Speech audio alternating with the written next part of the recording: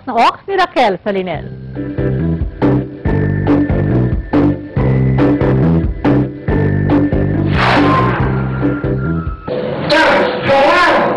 Masaya ang dialogue ng Pinoy Magicians.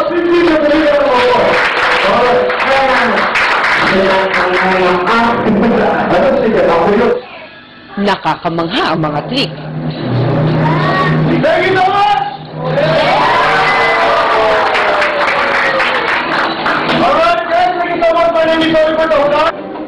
Nakakagulat ang bawat presentation.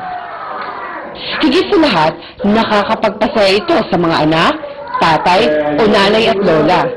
Unique yung Filipino magic. Gaya nga ng sinasabi namin, yung Filipino kasi marunong silang mag-connect sa tao.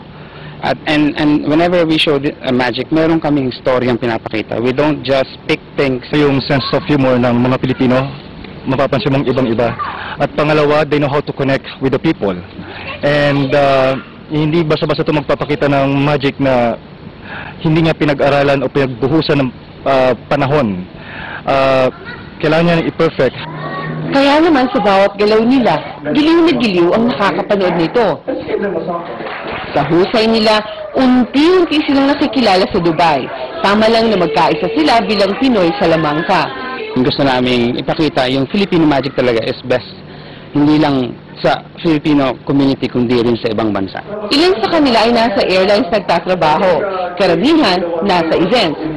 To me, it's really good since I'm a Filipino, so it also helps me to make me feel proud as a Filipino. So, peace out, Pinoy. Nagbabalita sa Middle East, Raquel Salinel, Dubai, UAE. At dito po nagtatapos ang isa namang edisyon ng mga